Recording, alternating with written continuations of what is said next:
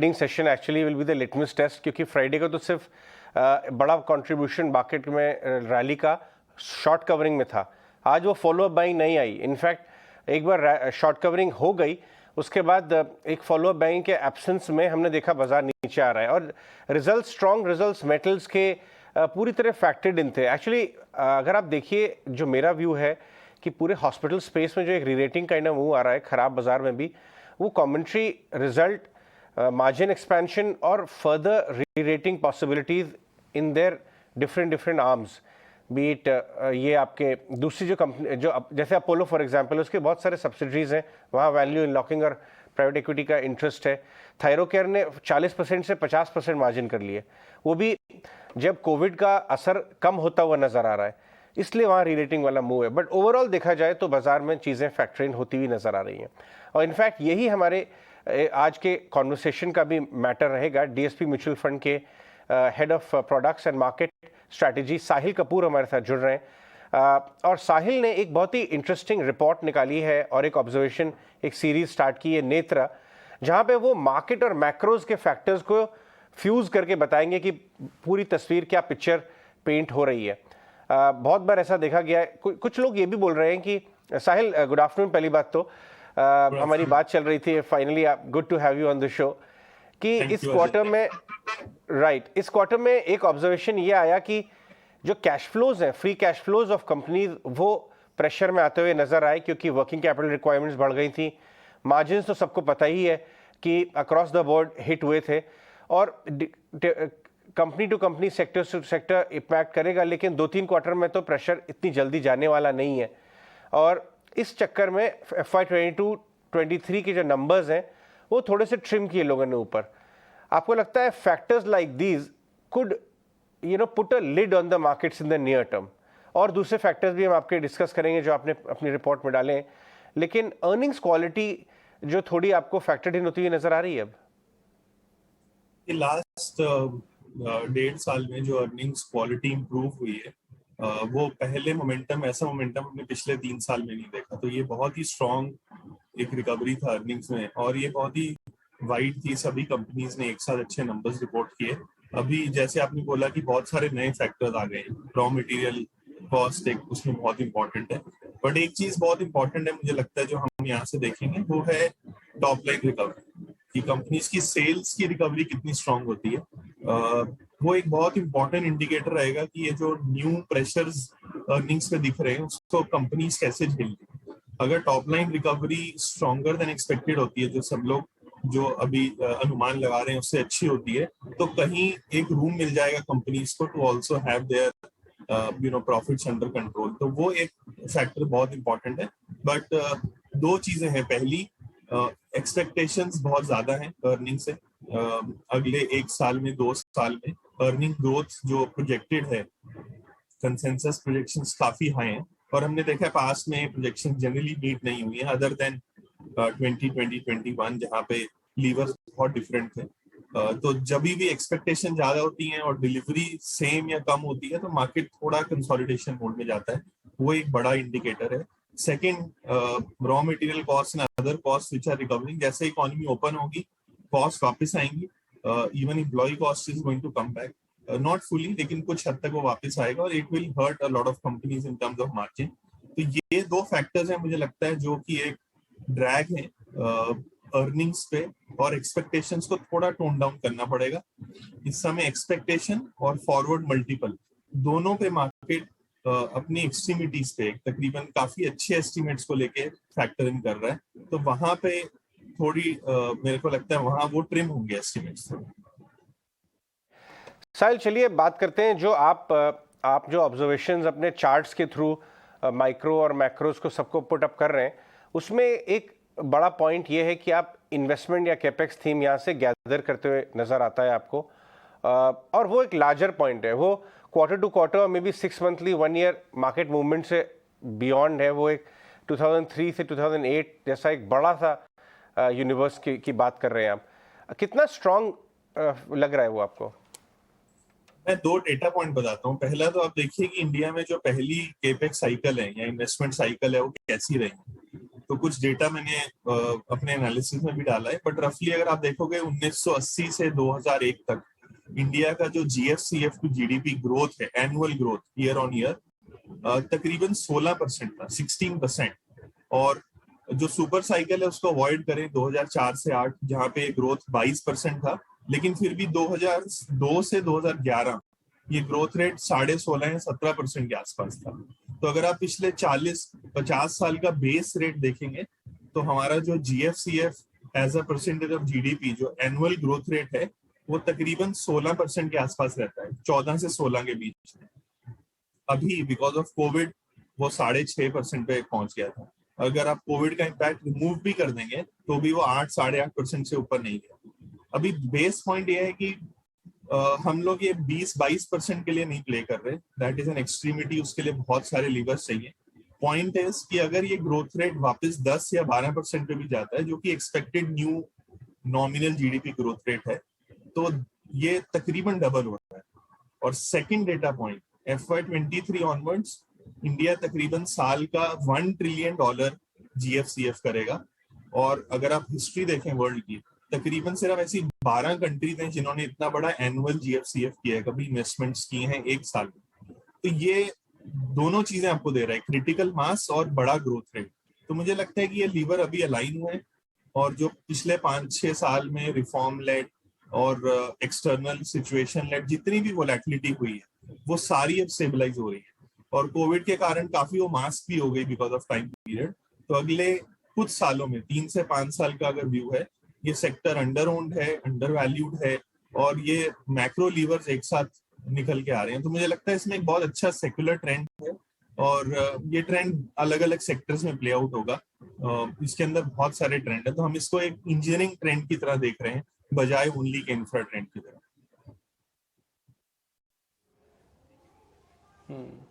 साहिल, आपने काफ़ी क्लियर कहा ये ट्रेंड थोड़ा लंबा है, बहुत सारे फैक्टर सारे एक साथ हुए हैं, लेकिन इसमें से एक फैक्टर ऐसा है जो सबको डिस्टर्ब कर देता है, वो है कमोडिटी साइकिल। हर किसी की कॉस्टिंग बढ़ती है, बीच में कोयले के दाम थोड़े से बढ़े तो उसका स्पायरल इफेक्ट हमको इकॉनमी पे आते हुए दिखने लग गया। तो एक कमोडिटी साइकिल पे आप कितना बुलिश है, कितना बेरिश है, और एक डिस्टर्बिंग फैक्टर कितना अर्निंग्स में, क्योंकि कॉस्ट सबकी बढ़ती है। देखिए, अब मेरे ख्याल से 2 स्कूल ऑफ थॉट हैं अभी। एक पहला स्कूल ऑफ थॉट है कि हम कमोडिटी सुपर साइकिल में, बहुत सारे निवेशक ऐसा मानते हैं कि ये बहुत लंबा साइकिल है जो 10 साल चलेगा, 12 साल चलेगा। मेरे उस पर कुछ रिजर्वेशंस हैं। मुझे लगता है कि ओवरऑल अगर आप चाइना स्लो डाउन देखें, plus China is a very large consumer, तकरीबन 50 से 60% कमोडिटी जो है वो कंज्यूम करता है, तो उसका स्लो डाउन कमोडिटीज पे इम्पैक्ट करेगा। सेकेंड इंपॉर्टेंट फैक्टर अगर आप देखेंगे जो बिल्कुल विपरीत है लोगों की इन्वेस्टमेंट नीति के, पूरी दुनिया इस समय फ्यूचरिस्टिक टेक्नोलॉजीज, ग्लोबल इनोवेशन और इस तरफ इन्वेस्टमेंट करने की बात कर रही है। और ये सारी फ्यूचरिस्टिक टेक्नोलॉजी अपने आप में डिफ्लेशनरी और डिसइंफ्लेशनरी है, ये इन्फ्लेशन को कम करती है। पिछले 20 साल में ये कंट्री बाय कंट्री एग्जांपल आपको देखने को मिला, यूएस हो, यूरोजोन हो।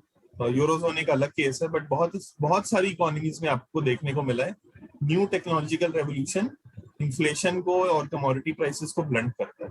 मुझे लगता है बहुत स्ट्रॉन्ग अपोजिंग फोर्सेज हैं। सेकंड पॉइंट, जो अभी हमने सप्लाई स्क्वीज देखा है, उसमें 2 लीवर निकल के आए। एक तरफ से तो कमोडिटीज की सप्लाई कम हो गई, जैसे अगर आप 12 मंथ रोलिंग स्टील प्रोडक्शन देखेंगे इंडिया की, तकरीबन 110 मिलियन टन होनी चाहिए थी नॉर्मल पीरियड्स में, 1995 हुई है, और वहीं प्राइसेस डबल हो गए एंड प्रोडक्ट के। तो ये जो सप्लाई स्क्वीज और प्राइस इंक्रीज है, इसकी वजह से प्रॉफिटेबिलिटी बहुत बढ़ गई है कंपनीज की। अब अगर आप इस इक्वेशन में वापस सप्लाई को ऐड कर दीजिए तो कमोडिटीज क्या है, वॉल्यूम इनटू प्राइस प्ले। तो अगर आप वॉल्यूम को वापस लेके आएंगे, प्राइस में कुछ नहीं होगा क्योंकि डिमांड बहुत स्ट्रांग है। ये इक्वेशन थोड़ा सही नहीं बैठता। तो मुझे लगता है अगले 6 महीने से 1 साल में कमोडिटीज में प्राइस वोलेटिलिटी होगा। और 3-4 एग्जांपल तो हमने देखे हैं अभी, आयरन और लंबर, फिलहाल coal in China, even natural gas अगर आप देखेंगे, Netherland prices are down about 40 to 50% from the recent highs. तो अगर आप सप्लाई को रीइंट्रोड्यूस करते हैं तो बहुत सारी कमोडिटीज में रीएडजस्टमेंट होगा। तो ये 2 चीजों को फेवर करेगा। पहला पॉइंट, कमोडिटीज के अंदर मे भी सुपर साइकिल नहीं है, but commodity wise mini cycle जरूर प्ले आउट होंगी, एंड वहां पे फोकस करना बहुत जरूरी है कि आप कहाँ और किस समय कौन सी कमोडिटी में है, जो कि एक बहुत टफ बेट है, इसलिए एक डाइवर्सिफाइड पोर्टफोलियो अच्छा है। और second important point, raw material cost जो इस समय बहुत बढ़ती हुई दिख रही है, वो थोड़ी सिक्लिकल है, मुझे लगता है वो थोड़ी it will come back in next 6 months, वहां पे भी डिक्लाइन देखने को मिलेगा और कंफर्ट लेवल आएगा। सो कमोडिटीज एज अ होल मुझे लगता है स्पॉइल स्पोर्ट तो नहीं दिखता है कि वो ये पूरे लंबे ट्रेंड को खराब कर देगा। मुझे लगता है वो सपोर्टिव रहेगा, लेकिन एक सुपर साइकिल के रूप में नहीं रहेगा, मोस्टली छोटी साइकिल्स और कमोडिटी डिपेंडेंट रहेंगी। और एक लास्ट पॉइंट मैं हाईलाइट करना चाहता हूँ कि अगर आप कोई भी कंट्री देखेंगे हिस्टोरिकली जहां पे कैपेसिटी यूटिलाइजेशन लेवल बहुत ज्यादा नहीं है, इस समय आपने कैपेसिटी को कर्टेल किया हुआ है, अगर आप नॉर्मल कैपेसिटी यूटिलाइजेशन लेवल पे जाएंगे और कैपेसिटी यूटिलाइजेशन लेवल्स हाई नहीं है, उन कंट्रीज में इन्फ्लेशन का स्ट्रक्चरली ऊपर जाना बहुत मुश्किल है। तो ये एग्जांपल आपको कंट्री बाय कंट्री मिलेंगे हिस्टोरिकली। तो अगर जब तक हमारे सप्लाई कैपेसिटी यूटिलाइजेशन लेवल एक थ्रेशोल्ड को क्रॉस नहीं करते, आई थिंक हम ओवरऑल इन्फ्लेशन को कंटेन कर पाएंगे अच्छे हेल्दी लेवल पे, इसलिए हमारी स्ट्रक्चरल स्टोरी मेंटेन रहेगी। लेकिन शॉर्ट टर्म में 6 मंथ्स टू 1 ईयर ये वोलेटिलिटी रीइंट्रोड्यूस होने वाली है मार्केट्स में।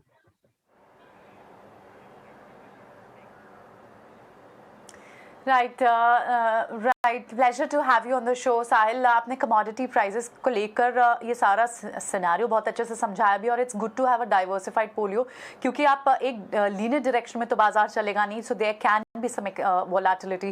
But what is your take on Brent crude? Crude हम देख रहे हैं कि अभी फिलहाल भले ही डॉलर की इक्वेशन के कारण थोड़ा सा कूल ऑफ हुआ हो, लेकिन बात ऐसी भी आ रही है कि $100 पर बैरल तक भी चला जाएगा। ऐसे केस में क्या लगता है कि हम कितने, इंडिया एज अ मार्केट कितना वल्नरेबल होगा क्रूड प्राइसेस को लेकर?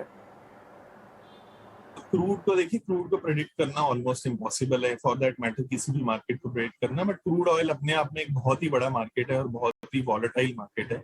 बट अगर आप ओवरऑल डिमांड सप्लाई सिनेरियो देखें, हम प्री कोविड डिमांड पे आ गए हैं अभी, जो EIA के लेटेस्ट एस्टिमेट है 101 मिलियन बैरल पर डे पे डिमांड वापस आ गई है।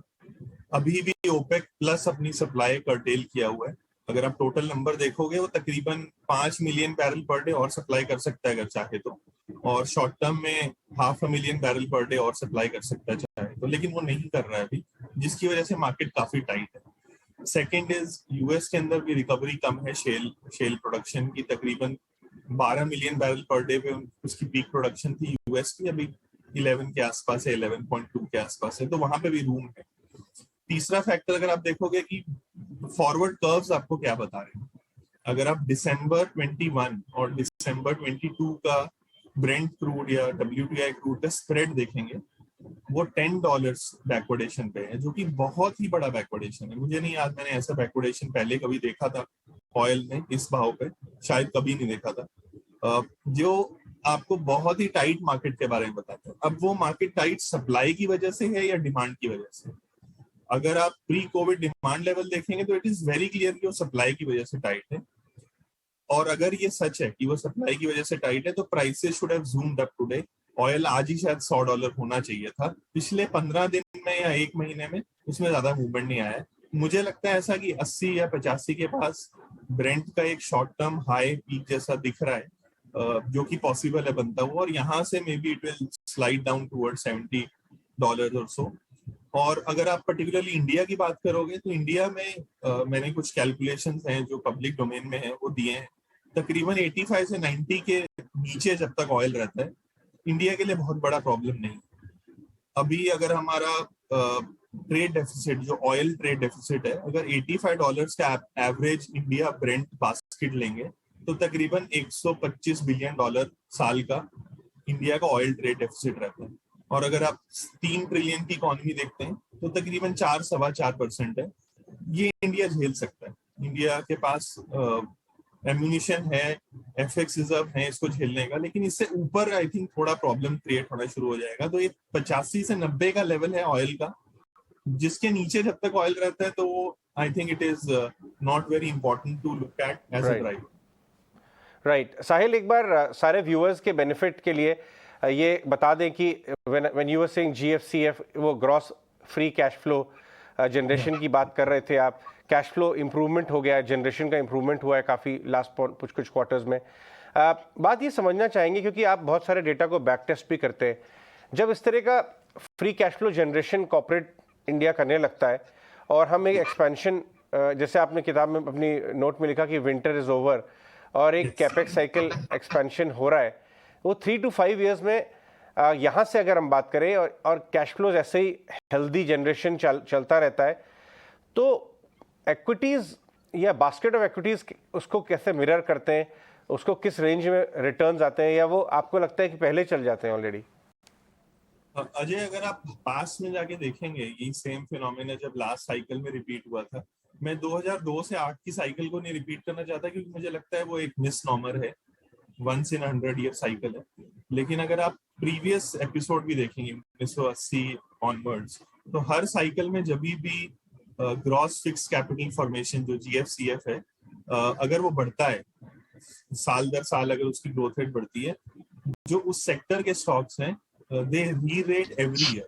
तो उसमें दो पैरेलल आपको इन्वेस्टिंग अपॉर्चुनिटी मिलती है, पहला अर्निंग ग्रोथ और दूसरा अर्निंग वैल्यूएशन री-रेट।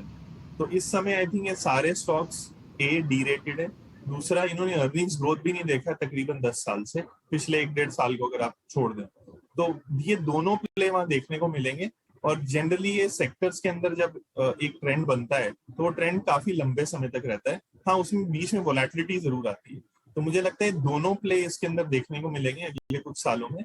और जनरली हिस्टोरिकली जब ये ट्रेंड एस्टैब्लिश हो जाता है GFCF का, जो पूरा यूनिवर्स ऑफ दीज कंपनीज है, जनरली ये बेंचमार्क्स को आउट परफॉर्म करता है और बड़े मार्जिन से आउट परफॉर्म करता है। ठीक है साहिल, बहुत बहुत शुक्रिया, थैंक यू वेरी मच। आज आपने 18 और स्वदेश के लिए समय निकाला, अपनी वैल्यूएबल पूरी एडवाइस रखी और हमको समझाया कि हाँ किस तरह से मार्केट आगे चल सकता है, इकोनॉमिक पैरामीटर कैसे मिल सकते हैं। बहुत अच्छा लगा आपसे बातचीत करके, उम्मीद करते हैं जल्दी आपसे वापस मुलाकात होगी। बहुत बहुत शुक्रिया साहिल, थैंक यू वेरी मच कार्यक्रम में जुड़ने के लिए।